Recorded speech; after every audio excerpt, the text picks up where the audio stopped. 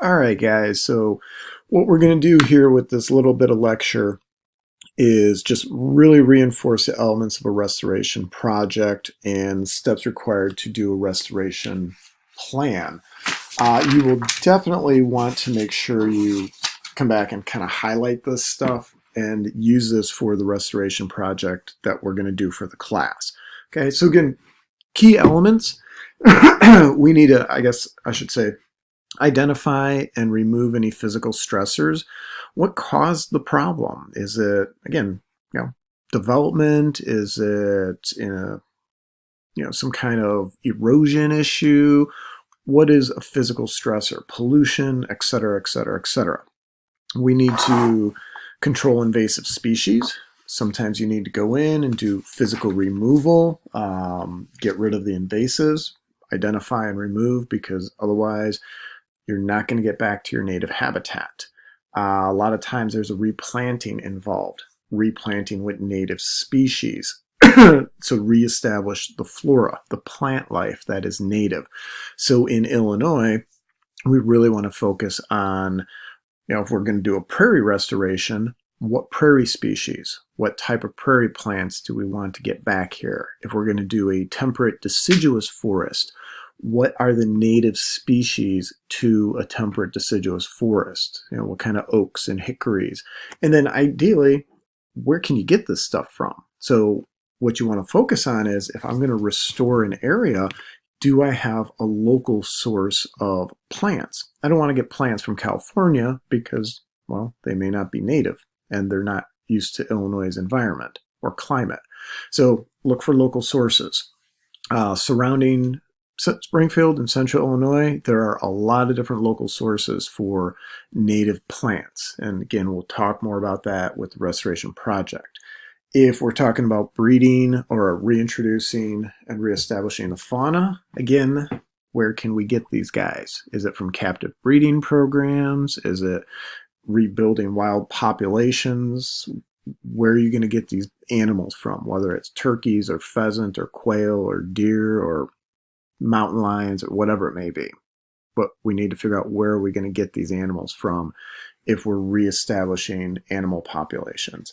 And then lastly, we need to monitor. That's going to be a really important part of this, is constant monitoring. Is it on a yearly basis? Is it on a twice a year, every 3 months? What kind of monitoring scenario do you need to keep an eye on? Is it going in the direction you want it to go? Okay, so we started highlighting some of the elements of these projects, and fire is definitely a part of restoration. Controlled fire, not just, again, woo, there it goes, but prescribed burns. These need to be built into your plan. Prescribed burns are definitely a very important part of prairie restoration. You may also see prescribed burns as part of deciduous forest. It might be the best way to remove invasives. Again, proceed with caution. Make sure it's done with correct supervision. You need plenty of partners and people involved to make sure it is done, and it is done correctly. Okay? All right, so we talked a little bit about prairie. Historically, most of Illinois was tallgrass prairie. So think about what species are native to tallgrass prairie. That's something we'd want to investigate before we start to restore a prairie area. And then we also have the temperate deciduous ecosystem here. We talked a little bit about shortgrass prairie, and we said the two key things: fire and grazing are keys to prairie restoration. Those are incredibly important pieces of your restoration toolbox when you're working on a restoration project. Again, the challenge with grazing, we don't have a lot of bison in this environment, so we may have to find alternatives to try to get that prairie restored.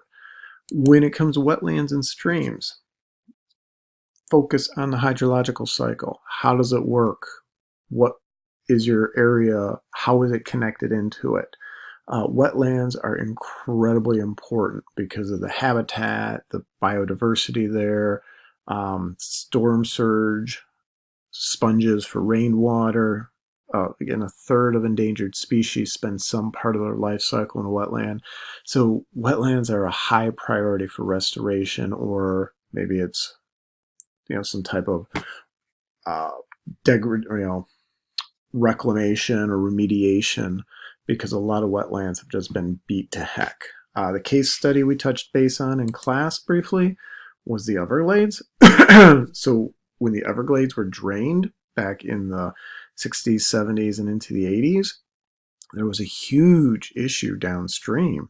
The historic flow was cut off, and there was this steady decline in biodiversity in the wetlands, as well as the coral reefs off of tip of Florida there, the Florida Keys, because the natural flow of water and nutrients was not allowed to happen. So it was a huge issue. Again, a lot of problems with that.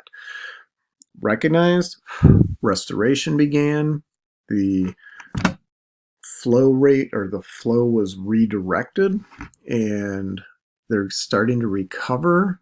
Again, they're never going to be what they were just because so much of Florida has grown up in development, but we understand how to do this restoration with the wetlands or the Everglades. The challenge is weighing out human needs over environmental and native needs. So definitely something to restore if that's in a biome that we're working with. All right, so the one I wanted to highlight, I mentioned this in class, is what's going on with Emiquon Restoration. So I'm going to bounce you to a couple websites. I'll need to expand the window a little bit here, but let me get this site opened up. If you put your cursor on it, on UIS Emiquon Restoration, it's a hyperlink, and then there's another hyperlink down there, the Experience Emiquon. So let me pause, I'll open these up, expand our window, and just give you kind of a quick highlights tour. Okay, so here's the first hyperlink. Goes out to the University of Illinois Springfield, so right across the pond from us. They have some fantastic faculty over there working with this restoration work. The Thurkildison, I can't even say that name right, but that's the field station out there that connects researchers and students to the Emiquon Preserve. Get involved in it, they do all sorts of work in restoration out there. These pictures are from Emiquon. I know the director or the former director and some of the guys who work up there. And these are all the pictures that they've taken. So they've restored this floodplain. They're trying to restore the floodplain back to the natural water levels that it used to have years and years and years ago. So this is, again, world-class work. It's hard to find this kind of stuff anywhere else in the world. So it's really cool. They put on conferences that are open to anybody. So they'll have different symposiums up there. Anybody can go to it. They did the 13th Annual Science Symposium, May 2019. They typically do it in May. So expect the 2021 to be held sometime in early May. But I would encourage you guys, just take a ride up there from Springfield, maybe an hour and 20 minutes, if that. But just to see what's going on. This is the wildlife. These are the birds, the ducks and the geese coming off of the restored wetlands. And we're talking tens of thousands of birds that are now using that facility or that site because of the restoration work they're doing. Again, I'd encourage you guys, move into graduate work, and there's all sorts of research projects that can be done up there. And you don't necessarily have to do it as a graduate student. You go on for your bachelor's, you need a research project. If you're staying in the area and you're going to UIS, boom, awesome field site for those interested in field work.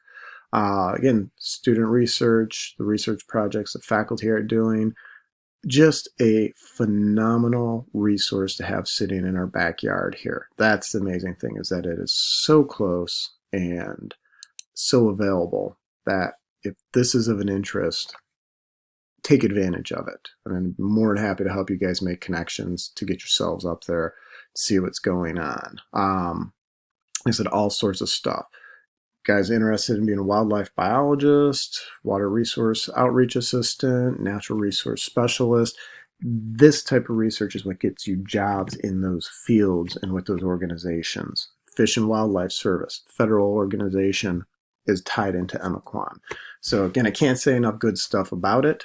Let me pause this and then I'll open up the other hyperlink for you and show you what that has. Okay, so this is the other hyperlink that'll take you out to this Experience Emiquon. So again, some just really cool stuff.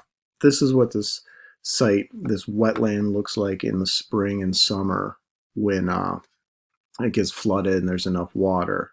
Water levels go up and down, but just a very, very important ecosystem. But check it out, explore. There's all sorts of cool stuff. It's right next to Dixon Mounds. So, you know, you got a day off or a evening where you want to take a ride up there and check out the birds, or go up for maybe look at the archaeology at the museum and then check out the field station. If you guys are interested in fishing, you can go fishing up there. Need a license, just like fishing anywhere else. But again, lots and lots of really good stuff. So check it out, play with the sites, see what the opportunities are, and maybe you guys take advantage of it. So, all right, I'm going to get us back to our normal lecture here. Okay, so you saw what Emiquon has. That's the kind of stuff I'd encourage you to get involved in if you're interested in this part of environmental science. Some people will love this. Other people like the policy. We need people to do all the different aspects. But again, just a great opportunity in our backyard. All right, so let's talk about stream restoration. How do we restore streams, waterways? Important because, you know, the streams are going to carry the water to the wetlands, carry the water to the lakes, carry the water to bigger rivers. Sadly, EPA surveyed about 1 million kilometers of streams in the U.S. and found about 44% of them are degraded by sediment and excessive nutrients. So degraded, decreased in quality, that compromises aquatic life. Sediment and nutrients, two primary issues associated with streams when we talk about stream degradation and problems with streams. This is our fault. Humans have created the issue with destroying our aquatic ecosystems. So when we look at stream restoration, there's some basic components to it. So first basic component, can we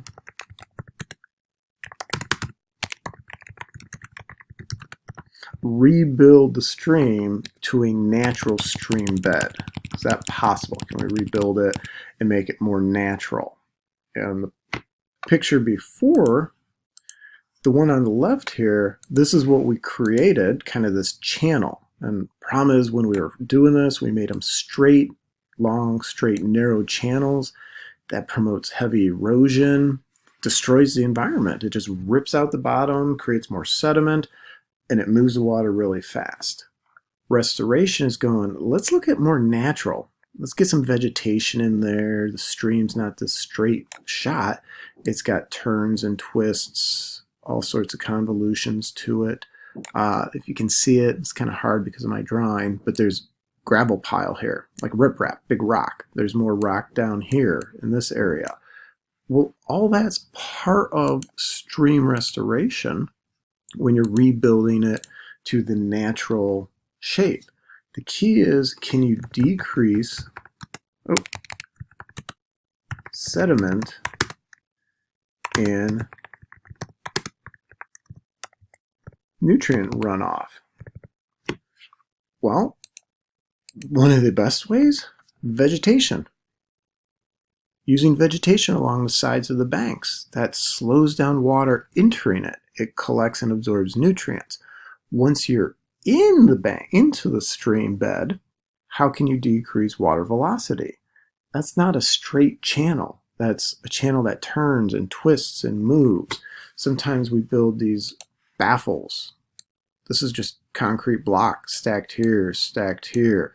And notice there's more block, but they're staggered. High block, low block, high block, low block. So that way the water does this kind of thing, and it kind of goes back and forth, and it slows it down and decreases the velocity of the current. It's going to be a big, big issue, is slowing down water velocity. So we'll talk more about streams in the next lecture.